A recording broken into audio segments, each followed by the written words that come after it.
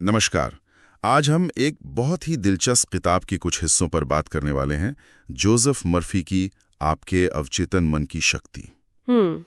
इसमें एक ऐसी शक्तिशाली आंतरिक दुनिया का जिक्र है जो कहते हैं हमारी असलियत को उसको आकार दे सकती है। बिल्कुल। लेखक का दावा है कि हम सबके अंदर ना एक तरह का खजाना घर है जी। यही हमारा अवचेतन मन है। ये मन का वो हिस्सा है जो पर्दे के पीछे काम करता है, जैसे सांस लेना, दिल धड़कना, ये सब।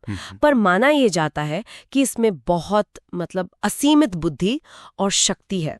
ये हमारे शरीर को चलाता है, मुश्किलों के हल जानता है और हमारे विचारों, हमारे विश्वासों के हिसाब से काम करता है। तो फिर इस बातचीत का मकसद ये समझना है कि भाई इस किताब के अनुसार हम अपनी जिंदगी को बेहतर बनाने के लिए इस अंदरूनी ताकत का इस्तेमाल कैसे कर सकते हैं। यहाँ से बात दिलचस्प होती है। चलिए पहले ये समझते हैं, चेतन और अवचेतन मन, इनमें फर्क क्या बताया गया है। वो कैप्टन और जहाज वाला उदाहरण, वो मुझे काफी सही लगा। हाँ, वो समझने में काफी मदद करता है। बिल्कुल। चेतन मन को आप समझिए जैसे वो जहाज का कैप्टन है, वो आदेश देता है, रास्ता चुनता है। और अवचेतन मन वो जैसे इंजन रूम में बैठा क्रू है, वो कैप्टन के आदेशों को बस बिना सवाल किए मान लेता है। बिना सवाल किए? हाँ, यही सबसे अहम बात है। अवचेतन मन जो है वो तर्क नहीं करता, बहस नहीं करता।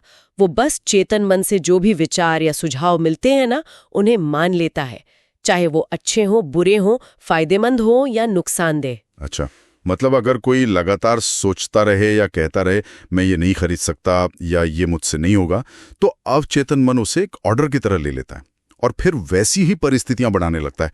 ये तो बड़ी जिम्मेदारी वाली बात हो गई, अपने विचारों पे ध्यान देने की। बिल्कुल।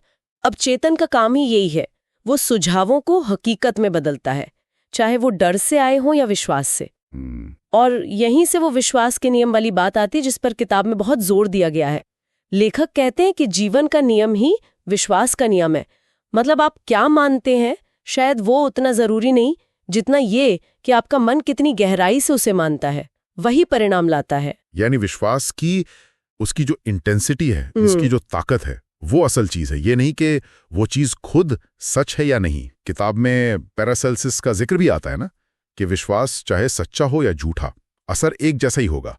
अगर हम किसी चीज को सच मान लें पूरी तरह से, तो अवचेतन मन उसे हकीकत बनाने में जुट जाता है।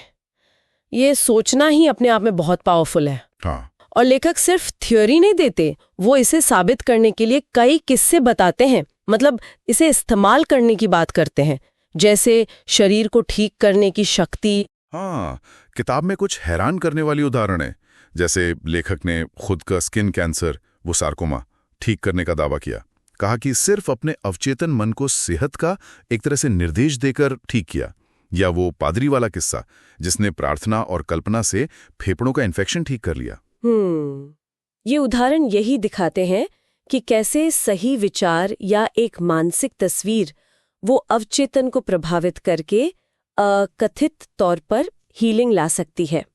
और सिर्फ सेहत ही नहीं, बल्कि लक्ष्य पाने में भी।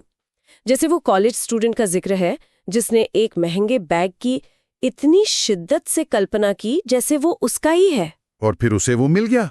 उसके मंगेतर ने वही बैग उसे तोहफे में दे दिया। हाँ।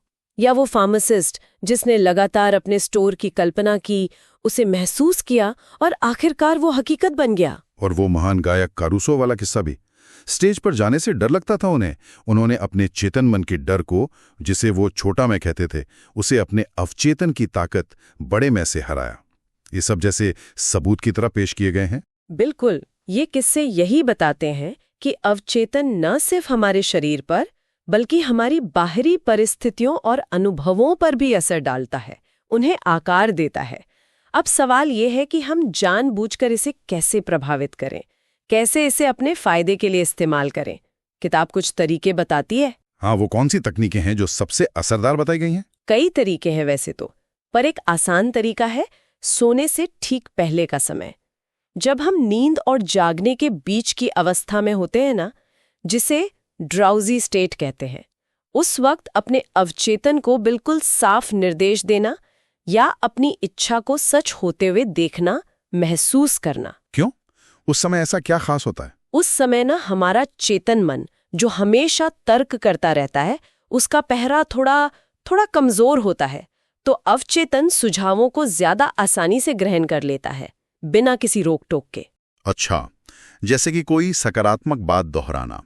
मान लीजिए मैं हर दिन बेहतर हो रहा हूं, या सफलता मेरी ओर आ रही है, या फिर वो शुक्रिया वाली तकनीक, जैसे कि इच्छा पहली पूरी हो गई हो और आप उसके लिए धन्यवाद दे रहे हैं।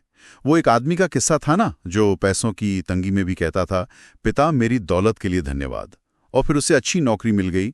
तो क्या सिर्फ शब्द बोलने से होता है, या महसूस करना भी जरूरी है? महसूस करना, भावना बहुत जरूरी है। किताब के अनुसार असली बात यही है कि आप अपनी इच्छा की छाप अवचेतन पर छोड़ें, उसे महसूस करें जैसे वो अभी इसी पल सच है, और उस पर विश्वास रखें। ये सिर्फ सोचना या चाहना नहीं है, ये उस इच्छा के पूरे होने की फीलिंग को जीना है। तो इस सारी बातचीत का अगर सार निकालें, तो निचोड़ ये है कि हमारे विचार और हमारे विश्वास, खास तौर पर वो जो हमारे अवचेतन मन में गहरे बैठ जाते हैं, उनमें हमारी सेहत, हमारे हालात और हमारी कामयाबी को बदलने की सच में जबरदस्त ताकत है। ये वाकई हमारे अंदर का एक खजाना है। बिल्कुल सही कहा। किताब का जो केंद्रीय संदेश है वो यही लगता है कि अपने विचारों पर काबू पाकर और अवचेतन के इस रचनात्मक शक्ति का सही इस्तेमाल करके कोई भी अपनी जिंदगी बदल सकता है। ये सिर्फ इच्छा करने की बात नहीं है, बल्कि विश्वास करने की और महसूस करने की बात है कि वो इच्छा पूरी हो चुकी है। अवचेतन तो बस कारण और परिणाम के नियम पर काम करता है। विचार कारण है और हालात परिणाम। और जाते जाते श्रोताओं के लिए एक सवाल छोड़ जाते हैं सोचने को।